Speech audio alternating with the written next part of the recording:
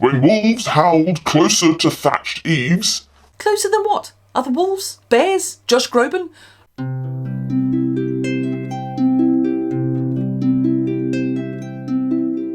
Hello, and welcome to Grumpy Old Crone, with me, Annie, where I will be whinging about things that don't matter very much in the witchcraft and pagan communities for about the next half an hour, give or take. I post every single week, and if you like your witchcraft down to earth, common sense with a good leavening dose of sarcasm, then, please consider giving me a like and a subscribe. I always mean to mention this bit first, and I always forget because I am, as often noted by the people who I refuse to advertise on my channel, well, I'm just a really terrible businesswoman, aren't I? Which, is probably because I'm not really a businesswoman at all. I'm just somebody who really, really loves her faith and her craft. And you know what? I appreciate the opportunity to chat about it a bit. So what have I got for you today? Let's dive into existing whilst witchy. So I got a comment this week that kind of really shook me up and surprised me, but it's something I don't see addressed very often. The commenter said that they were really happy with one of my previous videos to learn that somebody with physical disabilities can be a witch. Now, I took a minute and I sat with that because I had not, I'll be honest, for one hot second ever thought about a situation in which somebody with a physical disability could not be a witch. I mean, I suppose there are situations where someone who has a disability that prevents them from, maybe travelling, maybe somebody dependent on heavy medical equipment that can't be easily moved. Well, they might not be able to attend moots or sabbats or become involved with face-to-face teaching, but that absolutely should not affect how they choose to work in the privacy of their own space and their own home. So I thought maybe we could do a little bit of unpacking on this subject because it's not something that is addressed all that often, and I'm a little unsure as to why. My first instinct, as I mentioned, is that it isn't mentioned, not talked about, because it's not something that everyone ever thinks about. Of course, everyone can be a witch regardless of any physical limitations, but the very existence of the original comment kind of makes me think that, maybe I'm being a little bit naive about this kind of stuff. My second instinct is that nobody mentions this because there is some horrible amount of able-bodied bias going on here. And whilst I hate to think that, I've got to admit, it seems like it might be a whole lot more possible than my first instinct. And honestly, why would I see that? Apart from being, a bit creaky and having a weird compromised immunity thing, I am completely able-bodied. Whilst I would absolutely love to think that everybody is as able-bodied as me, the simple truth of the matter is that, well, it's not even a little bit true, is it?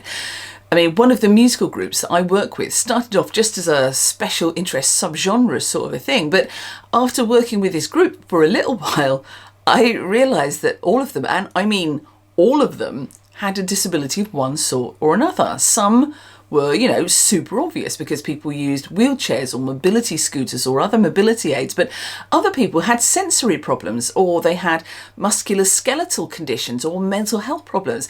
I have learned so much from them all about different people's lived experiences, living with limited conditions.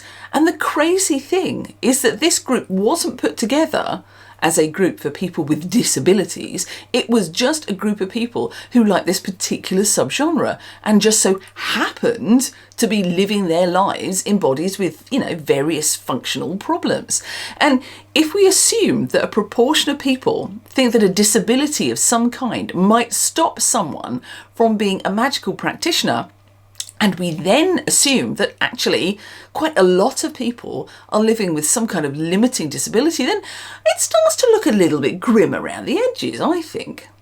So, what do I think? I'm kind of hoping that people out there won't be even a little bit surprised to find out that I think anyone at all, no matter what kind of body they have, can be a magical practitioner if they want to. I think some mental conditions can make it harder than others. A couple of friends of mine, I've recently found out, have aphantasia, which is the inability to mentally picture things, which can make some forms of spell work pretty difficult. But aphantasia isn't a disability though, is it? I don't know. I'm a little bit synesthetic, which means that I experience some things across different senses. Sounds and numbers often have colours or textures associated with them. Don't ask me why the number 5 is a tartan design, but it is, okay? It's not a superpower and it doesn't stop me from doing anything. It's just a weird thing that my brain sometimes does. But there are some things that might be affected by mobility issues, for example. I don't know, the ability to put salt on the ground to draw a protective circle, maybe. Hand dexterity to hold tools or deal tarot cards. I mean, ecstatic dance can be a problem if your own personal definition of dance involves a lot of fluid bodily movement and someone experiences pain when they move. I'm sure that there are 101 different things that I take for granted in my day-to-day life that people living with various limited conditions or limiting conditions can't do. And I can't list them here because my privilege blinds me to them. But I'm 100% open to hearing other people describe their experiences and taking them on board, if that's a thing that they feel comfortable doing. They are not obliged to give me a lesson in their disability at all. That's not on. But I think that's a thing that we should all take on board whilst we travel through our spiritual lives, as well as, whilst we exist, whilst we're witchy. Just a very small amount of thought and action on the behalf of us able-bodied witches can make up for a huge amount of exclusion of those of us who have more challenges on a daily basis. Now, don't get me wrong. There are some things that goodwill and a bit of determination, well, they're never going to be able to solve, are they? Events in buildings with no lifts or accessible toilets, it's just never going to fly. But simple little things like making sure your face is lit during a ritual so that any hearing impaired witches can lip read goes a long way. Little by 6 sign language will help too. It's not hard to build up, a really simple vocabulary for the really essential things by just looking here on YouTube, actually. But equally, if somebody's visually impaired, get into the habit of describing things or make sure that the person next to them in circle is happy to describe things during ritual. Don't build silence into your rituals if that excludes someone. Use active sound instead. Things like, singing bowls or drums. Don't use exclusively either visual or audio clues in ritual if you know somebody there might have an issue. Use both. Now, if you want to use ecstatic dance as a power raiser, but have a coven member who needs to be seated or cannot move without pain, then allocate a static spot for them to move in a way that works for them, but talk to the others and the other dancers about weaving around them so that their power is still integrated into the ritual. One of the questions that I've been asked a couple of times actually about tarot is, how does one work with tarot if one has limited movement and strength in one's hands? Some people are very worried about shuffling and handling cards, and that's something that I really wanted to address here, as I think it could feel quite exclusionary for some people, judging by the comments that I've had. So if you have problems with your hands and you can't shuffle properly, then there are several different ways of shuffling that do not include that kind of, that riffle shuffle. I mean, for all it's worth, I never riffle shuffle, even though I can, because I don't like my cards being bent. And some of my nicer cards are on such thick cardstock that I couldn't actually riffle them if I tried. But also the standard, the overhand shuffle, that kind of shuffle, that can be difficult if you have a limited level of mobility in your hands, or even if the cards are too big. One of the decks that I really love the most that I own is the Witchcraft deck, but it's way bigger than I accommodate in a normal overhand shuffle, even with 100% mobility in my hands. So here are my recommendations. First, ditch the overhand shuffle and embrace the pile shuffle. If you can deal cards comfortably, put a pile in front of you and deal them out onto a series of other smaller piles. Then collate those piles again. Do it again and again and again. You don't have to put the cards down onto the same piles every time. Try putting 1, 2, 3, 3, 2, 1, 5, start a new pile. Just be really random with it. With this method, the only time you have to deal with a full deck is when you take them out of their box or their wrap to start working with them. This does take longer than an overhand shuffle, but I think it can be quite meditative actually, and I do this. Another way of shuffling with minimal hand stretching or quick repetitive movements is the whole stick them in a big pile on the table and mix them up method, which really is exactly what it sounds like. This one works very well particularly if you're asking a querent to shuffle a deck, but they're unsure or worried about dropping them, or, once again, they have compromised hand use. You can pick cards out of the morass of mixed up cards and even swirl them around again to ensure maximum randomness.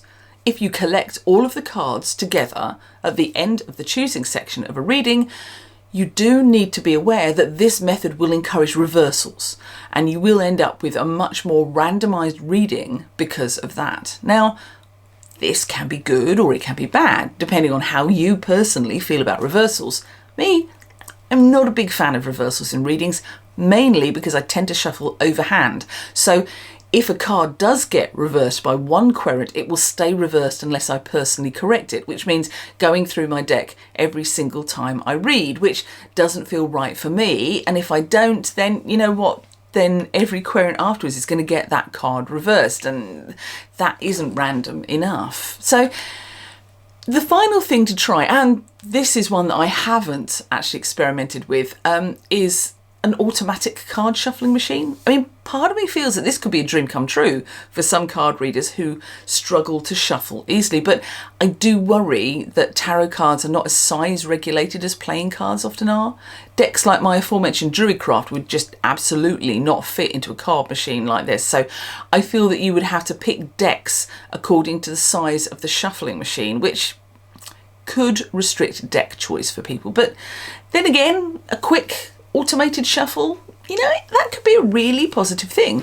I'd be interested to hear if anybody has used one of these card machines successfully, to see if they might work as well as I might hope. But at the end of the day, going back to the original question of whether a disability might prevent someone from becoming a magical practitioner, I would say that the answer is a resounding no.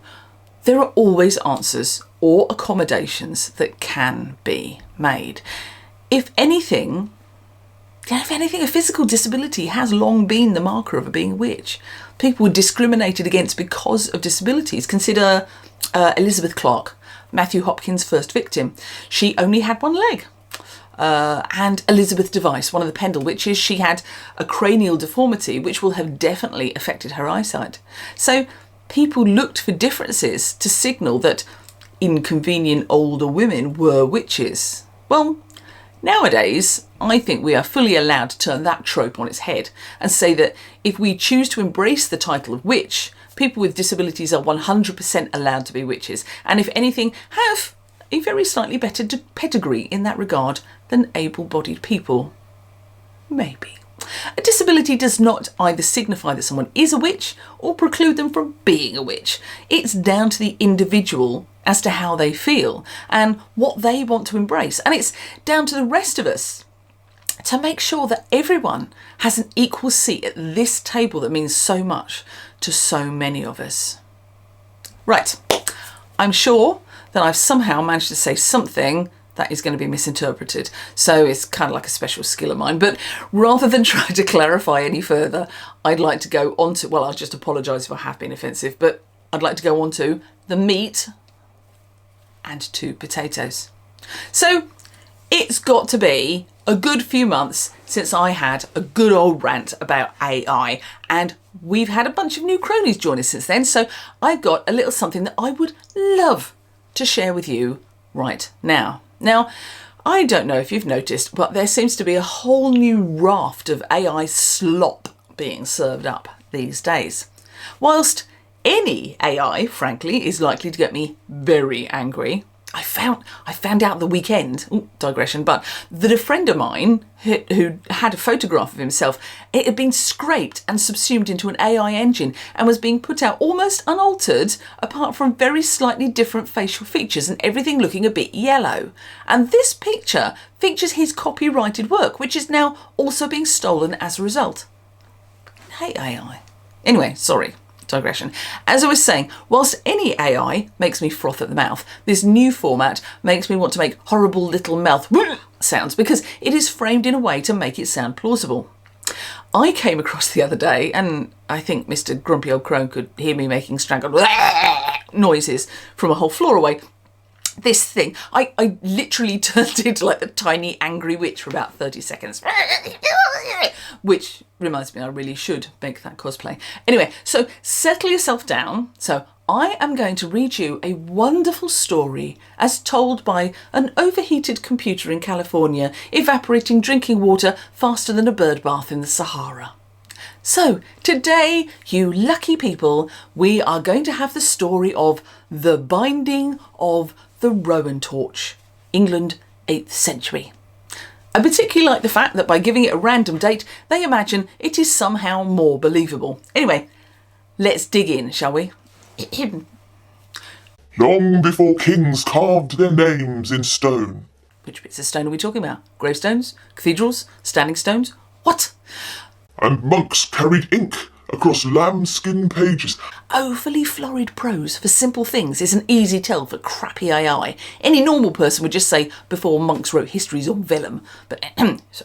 There existed a winter rite known as The Binding of the Rowan Torch. No, they didn't. It's completely fucking made up, isn't it? It was held at the turning of the darkest moon.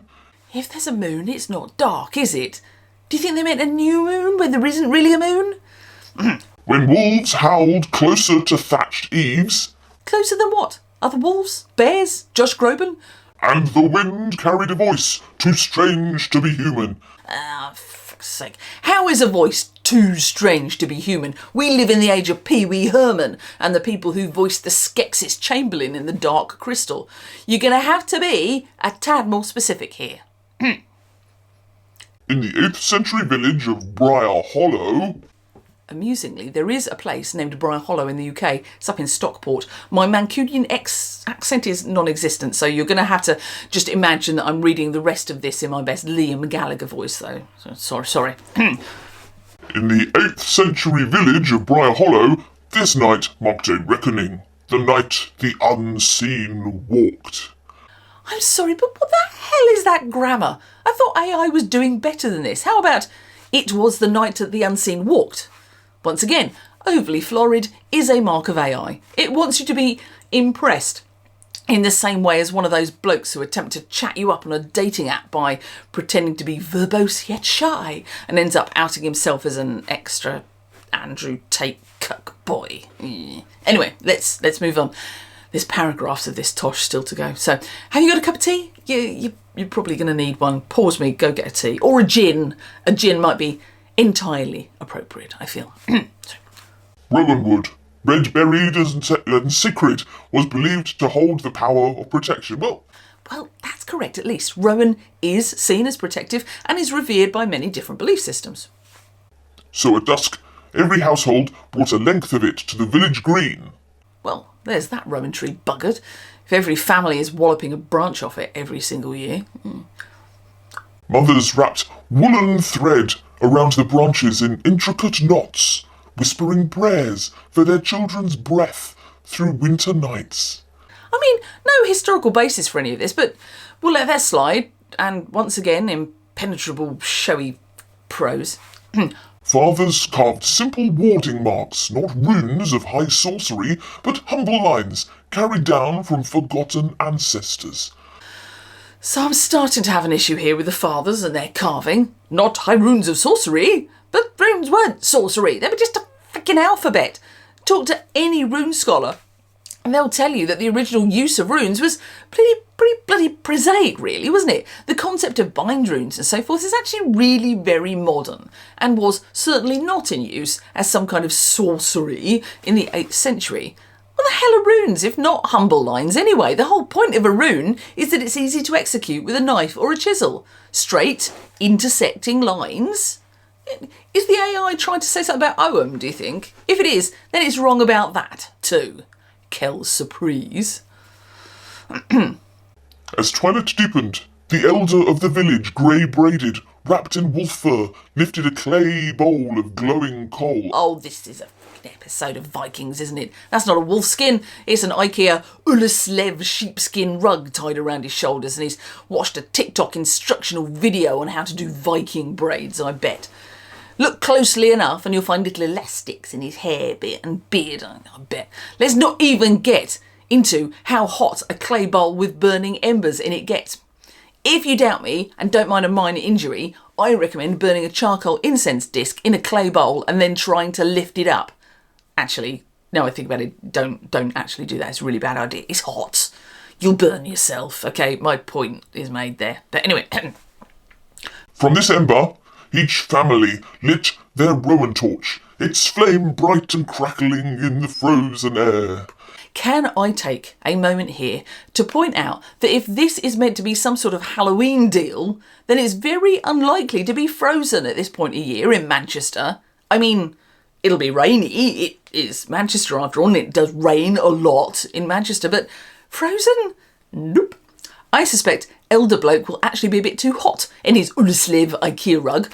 We also need to address the fact that these rowan torches have somehow immediately caught fire, like a torch in an ancient cavern being plundered by Indiana Jones or Nick Cage. That's not how rowan burns. It's a long, slow, hot burn. It's a fuel wood.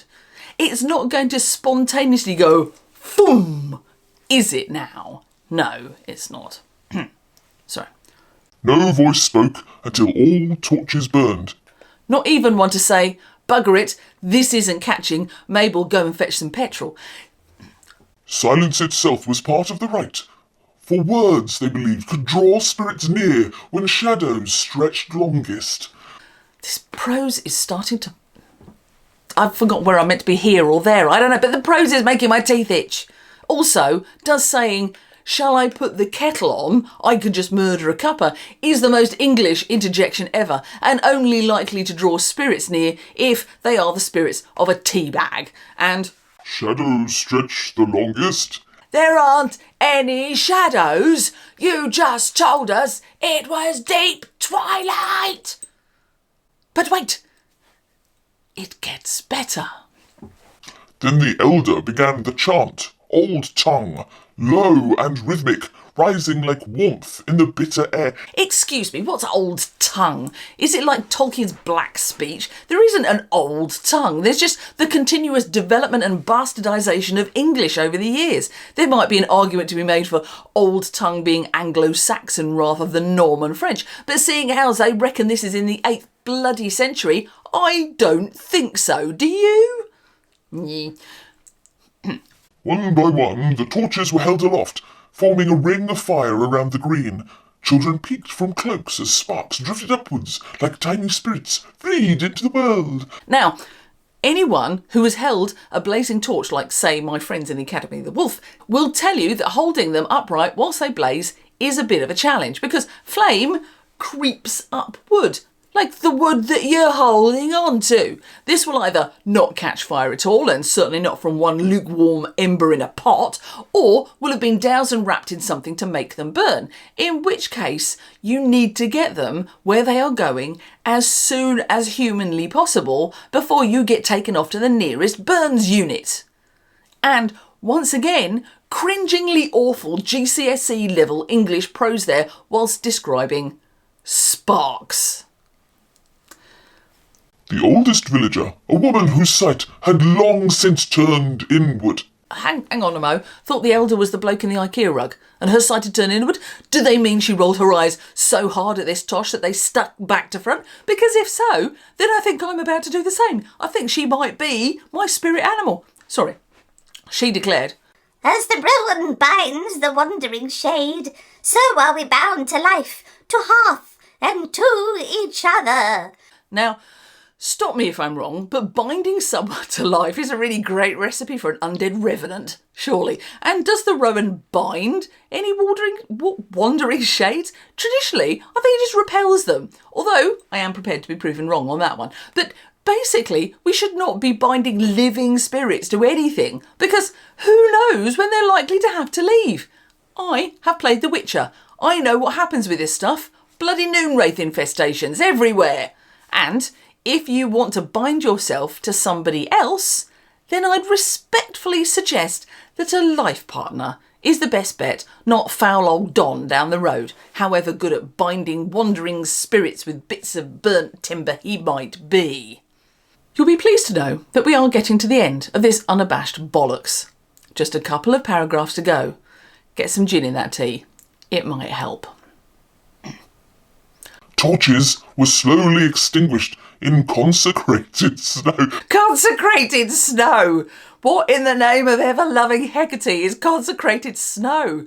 How does a man in an IKEA rug consecrate snow? And if it's October, why is there snow?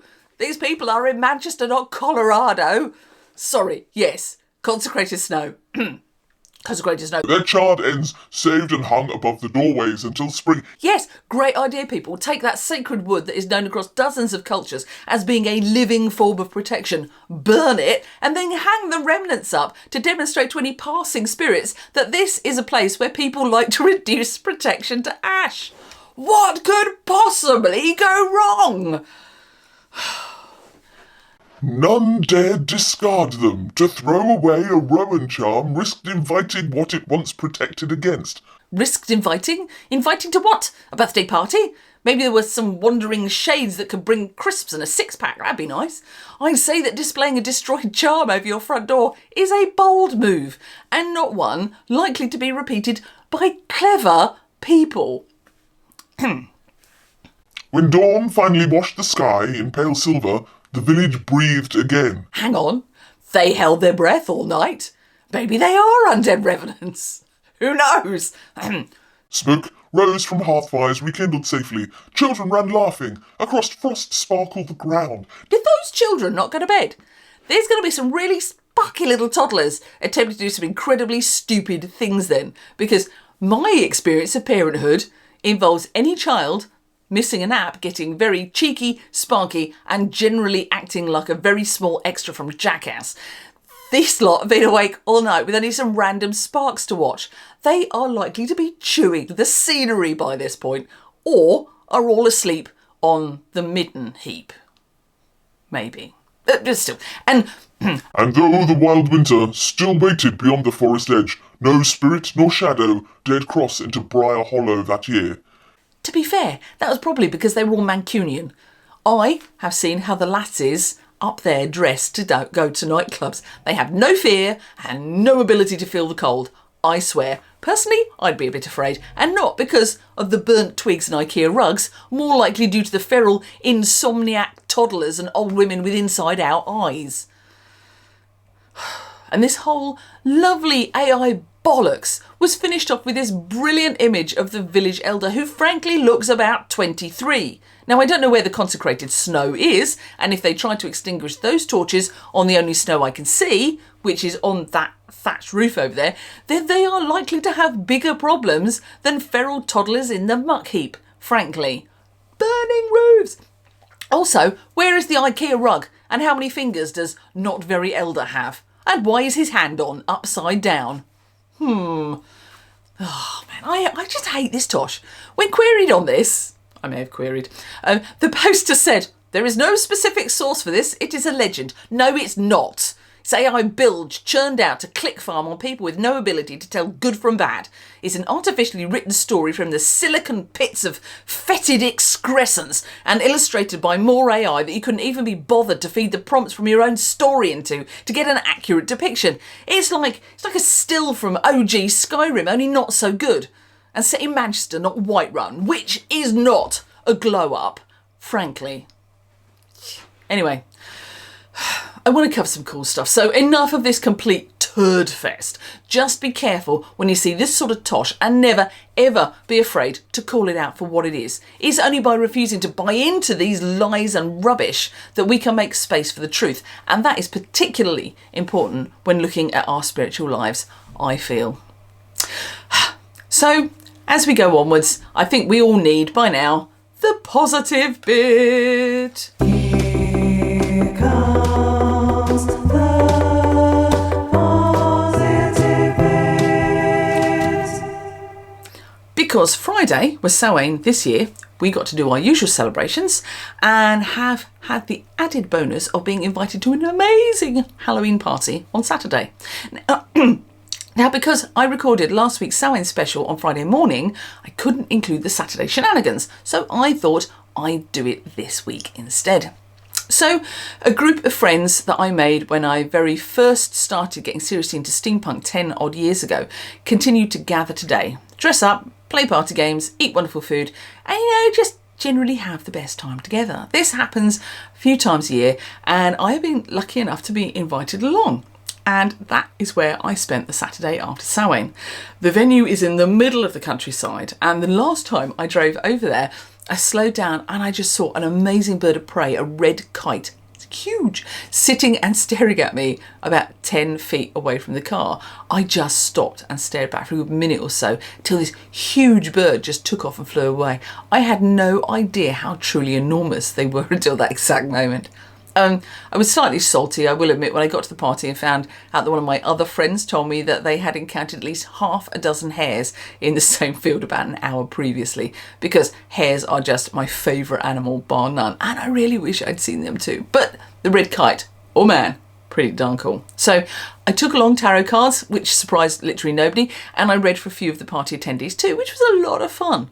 Reading for friends, very different to reading for strangers. So it was lovely to exercise those chops as well. So part of our shenanigans involved one of our hosts, the amazing Alice Strange, taking photos of all of us in our costumes. There was a lot of laughter. We had ghosts, we had witches, we had distressing clowns, folk horror refugees, and a fly, and a knitted mascot called Gordon the Gourd. Alice is an amazing amateur photographer and has given me permission to share some of the photos of me. So she's also, I will say, a professional singer and recording artist, and her music is so good. I really recommend checking her out. Search Alice Strange on any streaming service and she should appear at the top of the results. She's one of those people who is wonderfully talented in almost every area she's interested in. Her cosplay's top tier. Her music is outstanding. Her performance is just mesmerising. And on top of it all, she's just one of the sweetest, most modest and lovely people I know. Also, she just bought the Glinda bubble dress from Wicked and it has taken over her house. I'm not kidding. I saw it at the weekend. There is an entire room in her house that she now cannot use because it is filled with this massive dress. It's vast. Anyway, enough of that. Here are some of her fabulous pictures. I am going to have to use these in something because I love them so much. When she posted them to the party group, she said that she thought that I was dressed a bit like a Discworld witch, which is just about the finest compliment I think I have ever had. So we took a whole bunch of photographs in an orchard, and I love the pop of the red apples beside the green and the grey of my outfit. And at one point I was presented with a broom, as you are, and of course I had to ham it up a little bit.